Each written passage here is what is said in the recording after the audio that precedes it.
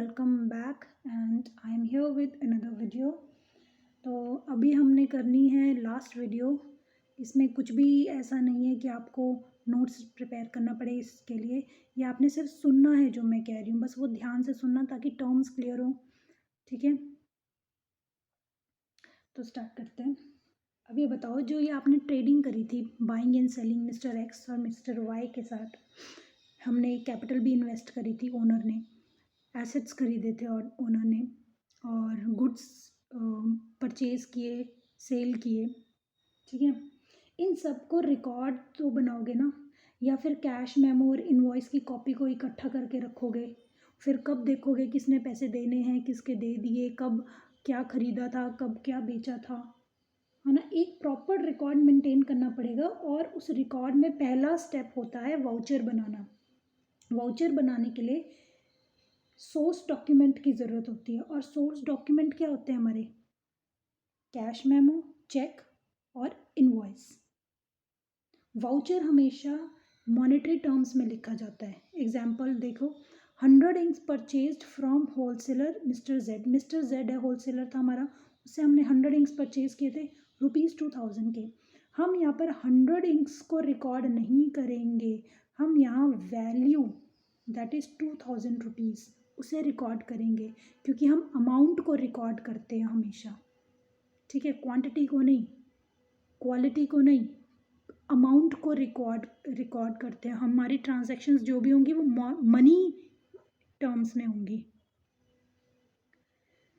Voucher एक chronological order में बनाया जाता है, सीरियल वाइज वाउचर को हम बनाते हैं, और उसकी एक सेपरेट फाइल बनती है। ठीक है, अब सेकंड स्टेप है हमारा बुक्स ऑफ ओरिजिनल एंट्री, जो हमारा मेन स्टेप है। यहाँ से आपके प्रैक्टिकल क्वेश्चंस स्टार्ट होंगे।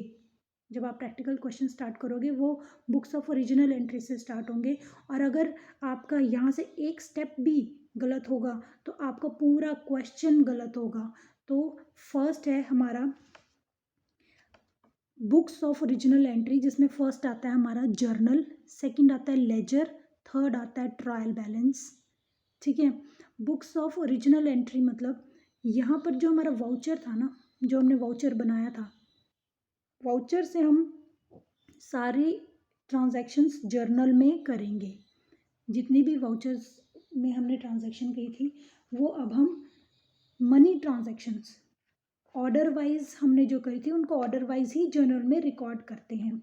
अगर बिजनेस तो स्मॉल है तब तो हम करेंगे जर्नल में, अगर बिजनेस हमारा लार्ज है तो एक सब्सिडरी बुक बनती है। ठीक है, सब्सिडरी बुक में हम कैश की जो ट्रांजैक्शंस होंगी उनको अलग से कैश बुक बनाकर उसमें करेंगे, और अगर कोई क्रेडिट की ट्रांजैक्शंस हैं उनको हम परचेज बुक बनाकर उसमें रिकॉर्ड करेंगे।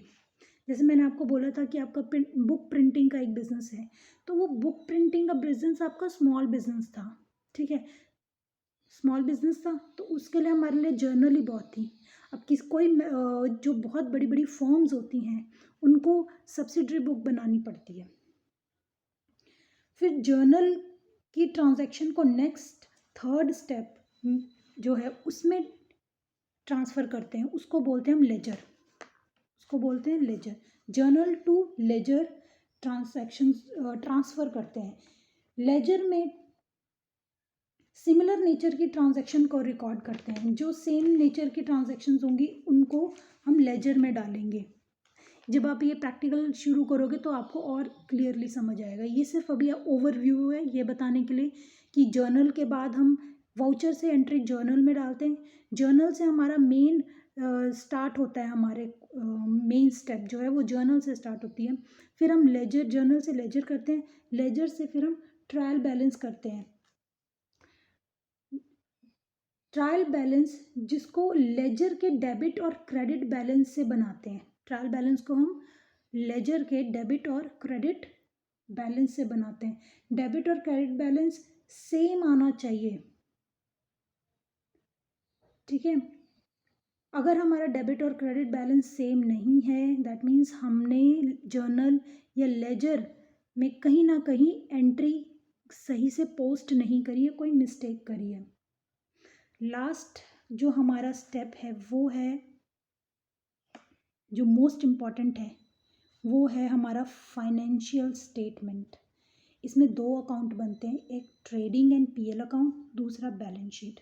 अब ट्रेडिंग एंड पीएल अकाउंट में हम लोग जो भी हमारी इनकम्स थी, जो भी हमारे रेवेन्यू थे, जो भी हमारे एक्सपेंडिचर्स थे, वो सब एक्सपेंसेस वगैरह वो सब हम ट्रेडिंग एंड पीएल अकाउंट में डालते हैं। और एसेट्स और लायबिलिटीज़ को हम बैलेंस शीट में रिकॉर्ड करते हैं। ट्रेडिंग एंड पीएल अकाउंट हमारा बताता है कि हमें कितना प्रॉफिट और लॉस हुआ विद इन 1 ईयर, और बैलेंस शीट बताती है कि हमारे पास एसेट्स कितनी हैं और हमारी लायबिलिटीज़ क्या हैं। तो ये एक ओवरव्यू था ये बताने के लिए कि आप अकाउंट्स कैसे मेंटेन करते हैं। ये एक ओवरव्यू था ये दिखाने के लिए कि आपको कैसे ट्रांजैक्शंस करनी होती हैं। ठीक है, आई होप समझ आ रहा है। और मैं ये बताऊं कि कोई भी डाउट है तो प्लीज़ पूछना। अगला हम जो करने वाले हैं वहाँ से आप नोट्स प्रिपेयर कर सकते हैं, और वो प्लीज़ ध्यान से करना, बहुत इम्पॉर्टेंट है आप लोगों के लिए। ये सिर्फ एक मैंने एग्जांपल लेकर आपको इसलिए कराया ताकि आपको लगे कि बिज़नेस बहुत इंटरेस्टिंग है और इतना टफ नहीं है, क्योंकि बच्चों को इसीलिए डिफ़िकल्ट लगता है क्योंकि उनको जो टर्म्स है ना, जैसे क्रेडिटर, डेटर, इसमें कंफ्यूज हो जाते हैं। ये टर्म्स क्लियर होनी चाहिए। जब हमने गुड्स परचेज करी हैं क्रेडिट में, तो जिससे परचेज करी हैं वो हमारा क्रेडिटर है। अगर हमने गुड्स सेल करी हैं तो जिसको सेल करी हैं वो हमारा डेटर है।